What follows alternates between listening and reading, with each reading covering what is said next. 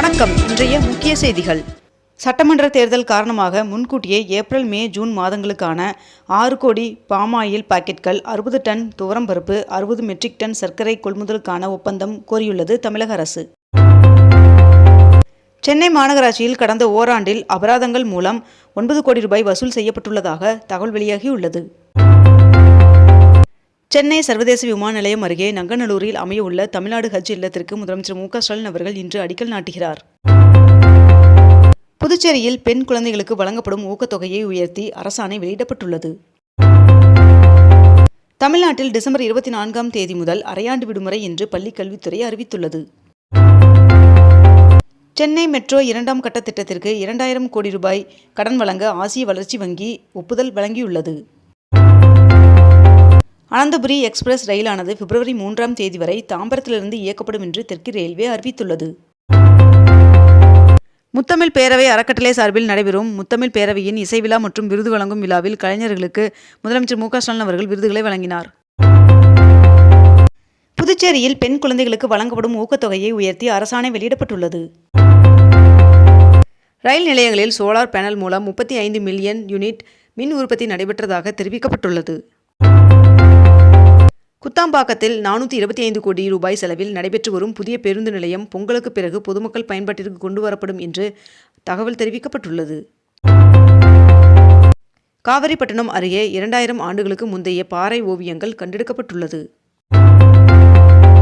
சென்னை அடையாறு முதல் மாமல்லபுரம் வரை மின்சார டபுள் டெக்கர் பேருந்துகள் இயக்குவதற்கான சோதனை ஓட்டம் நடைபெற்றது. 2026ஆம் ஆண்டிற்கான சட்டமன்ற தேர்தலில் அதிமுகவின் விருப்ப மனு விநியோகம் இன்று தொடங்கி 23ஆம் தேதிக்குள் விருப்ப மனுக்களை பெற்று பூர்த்தி செய்து வழங்கலாம் என்று அறிவிக்கப்பட்டுள்ளது. ராஜீவ்காந்தி சாலை வழித்தடத்தில் உள்ள பகுதிகளை சென்னை மாநகராட்சி எல்லைக்குள் கொண்டு வருவதற்கான முன்மொழிவை உயர்மட்ட குழு ஆய்வு செய்ய தொடங்கியுள்ளது. உரிமம் பெறாத செல்ல பிராணிகளுக்கு இன்று முதல் 5000 ரூபாய் அபராதம் விதிக்கப்பட உள்ளதாக மாநகராட்சி அதிகாரிகள் தகவல் தெரிவித்துள்ளனர். 3 நாட்கள் அரசுமுறை பயணமாக பிரதமர் நரேந்திர மோடி அவர்கள் டெல்லியிலிருந்து ஜோர்டான் புறப்பட்டார். 22 கேரட் ஆபண தங்கத்தின் விலை சவரனுக்கு 720 ரூபாய் அதிகரித்து 1 சவரன் 99,680 ரூபாயாகவும் 1 கிராம் 12,460 ரூபாய்க்கும் விற்பனை செய்யப்பட்டு வருகிறது. இதனைத் தொடர்ந்து 1 கிராம் வெள்ளியின் விலை கிராமிற்கு 3 ரூபாய் அதிகரித்து 1 கிராம் வெள்ளி 213 ரூபாய்க்கு விற்பனை செய்யப்பட்டு வருகிறது. நடப்பு சீசனில் சபரிமலை ஐயப்பன் சுவாமி கோவிலில் இதுவரை 25 லட்சம் பேர் தரிசனம் செய்துள்ளனர் என்று தெரிவிக்கப்பட்டுள்ளது. கடும் பனிமூட்டம் காரணமாக டெல்லியில் 40 விமானங்கள் ரத்து செய்யப்பட்டுள்ளது. ஸ்ரீஹரிகோட்டாவில் இருந்து LVM-3 ராக்கெட் மூலம் அமெரிக்க செயற்கைக்கோள் டிசம்பர் 21ஆம் தேதி விண்ணில் ஏவப்படுகிறது என்று தகவல் வெளியாகியுள்ளது. தமிழ்நாடு சட்டமன்ற தேர்தல் பாஜக பொறுப்பாளராக பியூஷ் கோயல் உள்ளிட்ட 3 ஒன்றிய அமைச்சர்கள் நியமனம் செய்யப்பட்டுள்ளனர். திருவண்ணாமலையில் உள்ள கலைஞர் திடலில் திமுக இளைஞரணி வடக்கு மண்டல நிர்வாகிகள் சந்திப்பு நிகழ்ச்சி நேற்று நடைபெற்றது. ஐயப்ப பக்தர்களின் வசதிக்காக சபரிமலை சிறப்பு ரயில்களின் எண்ணிக்கை 48ஆக அதிகரிக்கப்பட்டுள்ளதாக தெரிவிக்கப்பட்டுள்ளது.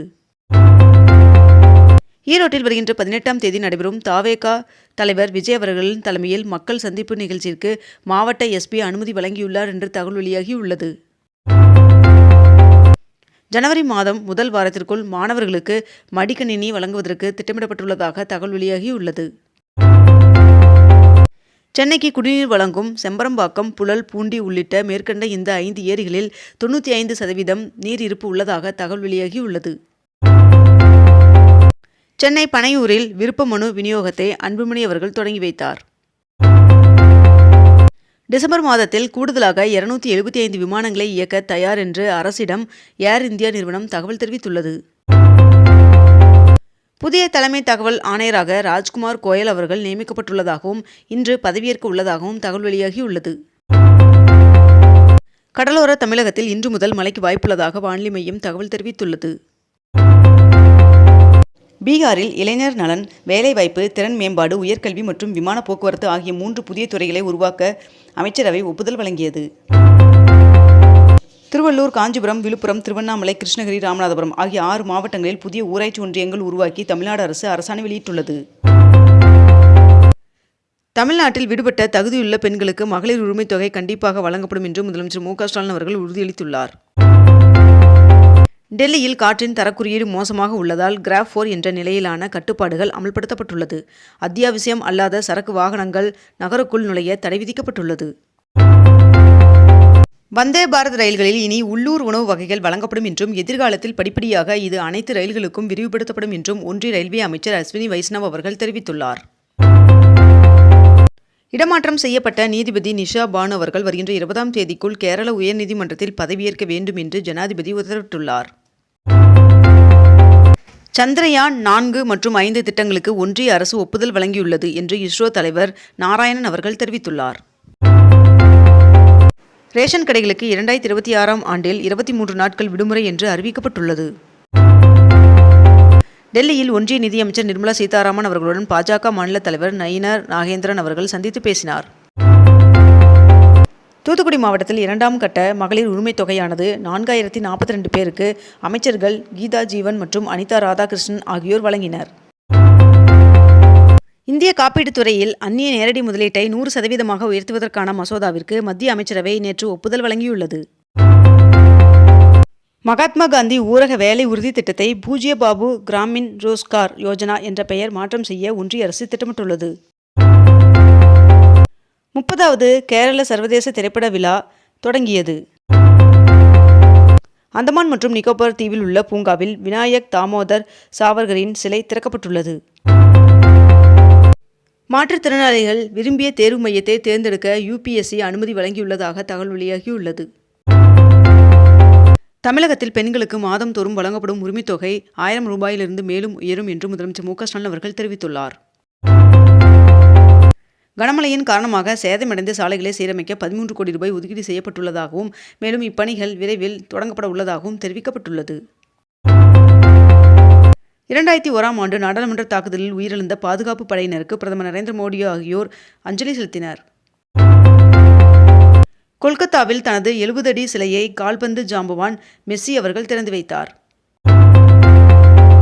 மத்திய இடைநிலை கல்வி வாரியம் 2026ஆம் ஆண்டு முதல் 10 மற்றும் 12ஆம் வகுப்பு பொதுத் தேர்வுகளில் மாணவர்களின் மன அழுத்தத்தை குறைக்கும் வகையில் பல முக்கிய மாற்றங்களை செய்துள்ளதாக தகவல் வெளியாகியுள்ளது. ஆசிய கோப்பை தொடரில் UAE அணிக்கு எதிரான போட்டியில் வைபவ் சூரியவன்சி அவர்கள் 95 பந்துகளில் 171 ரன்கள் எடுத்தார். 2027ஆம் ஆண்டிற்குள் விண்வெளிக்கு மனிதர்களை அனுப்ப இஸ்ரோ திட்டமிட்டுள்ளது. மேலும் 2035ஆம் ஆண்டிற்குள் இந்திய விண்வெளி நிலையம் அமைக்கப்படும் என்றும் இஸ்ரோ தலைவர் நாராயணன் அவர்கள் உறுதியளித்துள்ளார். இத்துடன் இன்றைய தலைப்புச் செய்திகள் நிறைவடைகின்றன. மேலும் இதுபோன்ற அண்மை தகவல்களை உடனுக்குடன் தெரிந்து கொள்ள அக்னிபூ சேனலை சப்ஸ்கிரைப் செய்து கொண்டு தொடர்ந்து இணைந்திருங்கள். நன்றி, வணக்கம்.